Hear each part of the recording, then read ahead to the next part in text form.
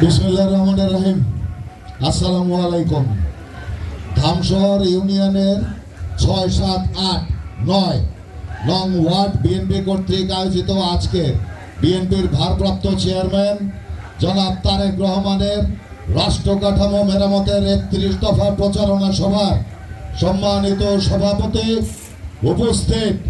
আজকের এই প্রচারণা সভার প্রধান আকর্ষণ ঘিওর দৌলতপুর শিবালয়, মেহনতি মানুষের আশা আকাঙ্ক্ষার প্রতীক বিএনপির ভারপ্রাপ্ত চেয়ারম্যান জনাব তারেক রহমানের আস্থাভাজন বাংলাদেশ জাতীয়তাবাদী দল কেন্দ্রীয় নির্বাহী কমিটির অন্যতম সদস্য জনাব এস.এ. জিন্নাহ কবির, মঞ্চে উপবিষ্ট দৌলতপুর এবং ঘিওর থানার বিভিন্ন স্তরের নেতৃবৃন্দ এবং আমার সামনে উপস্থিত প্রিয় সমাবেশ, আপনাদেরকে প্রথমে আমি এখানে সবাই উপস্থিত হওয়ার জন্য ব্যক্তিগত পক্ষ থেকে এবং আমার প্রাণপ্রিয় সংগঠন বাংলাদেশ জাতীয়তাবাদী যুবদল মানিকগঞ্জ জেলা শাখার পক্ষ থেকে আপনাদের বিপ্লবী শুভেচ্ছা ও অভিনন্দন জানাচ্ছি। আমরা ৩১ দফার প্রচারণায় এসেছি। ৩১ দফার প্রচারণা। ৩১ দফাটা কি? বিএনপির ভারপ্রাপ্ত চেয়ারম্যান জনাব তারেক রহমান ৩১ দফা প্রণয়ন করেছেন কেন? এই ফ্যাসিস্ট আওয়ামী সরকার শেখ হাসিনার নেতৃত্বে এদেশে লুটপাট, আত্মীয়করণ, দলীয়করণের মাধ্যমে ধ্বংস করে দিয়ে গেছে।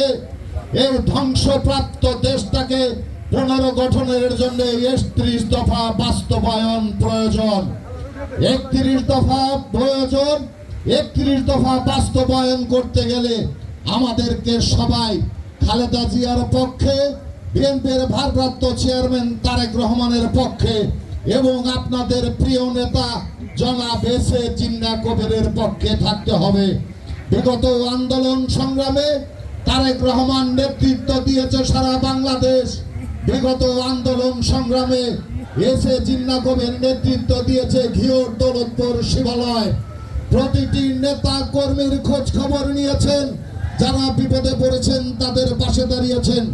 গত ১ বছর যাবত আজকের প্রোগ্রামের মতো মানিকগঞ্জের ঘিওর দৌলতপুর শিবালয় প্রতিটা ইউনিয়নের প্রত্যেকটা ওয়ার্ডে যে বিএনপির ভারপ্রাপ্ত চেয়ারম্যান তারেক রহমানের বার্তা পৌঁছে দেওয়ার চেষ্টা করছেন। আপনাদের মাথায় রাখতে হবে শহীদ জিয়ার কথা কে বলে, বেগম খালেদা জিয়ার কথা কে বলে, তারেক রহমানের কথা কে বলে, ধানের শীষের কথা কে বলে? আমাদের আপনাদের সবার প্রিয় নেতা এস.এ. জিন্নাহ কবির বলে। এস.এ. জিন্নাহ কবির এই ঘিওর দৌলতপুর শিবালয়ের 22টি ইউনিয়নের 198টি ওয়ার্ডে প্রতিদিন কোনো না কোনো বাজার, হাটে, মাঠে খালেদা জিয়া এবং তারেক রহমানের বার্তা নিয়ে মাঠে যাচ্ছেন।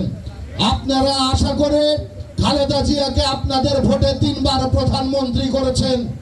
আমরা আশা করে আগামীতে আপনারা খালেদা জিয়ার সুযোগ্য উত্তরসূরি আমাদের প্রিয় নেতা জনাব তারেক রহমানকে ধানের শীষে ভোট দিয়ে আপনারা প্রধানমন্ত্রী করবেন, ঠিক কিনা? আমরা যদি ঐক্যবদ্ধ থাকি তারেক রহমান বাংলাদেশের প্রধানমন্ত্রী হবে।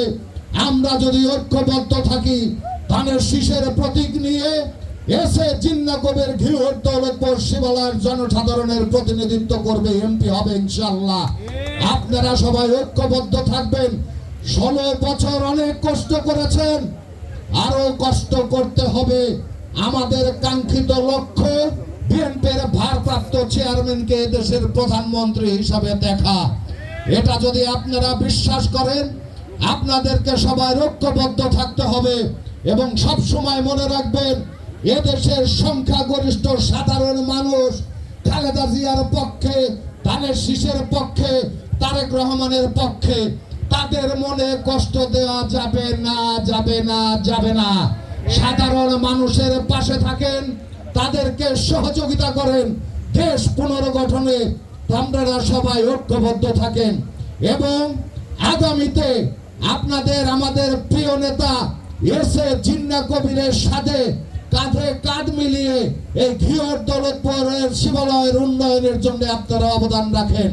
আমি আর কথা বাড়াবো না, এটুকু বলে আমি আমার সংক্ষিপ্ত বক্তব্য শেষ করছি। শহীদ প্রেসিডেন্ট জিয়াউর রহমান অমর হোক, দেশনেত্রী বেগম খালেদা জিয়া জিন্দাবাদ, আগামী দিনের নিশ্চিত প্রধানমন্ত্রী তারেক রহমান জিন্দাবাদ, জিন্দাবাদ, জিন্দাবাদ। আসসালামু আলাইকুম। ধন্যবাদ দীপু ভাইরে তার মূল্যবান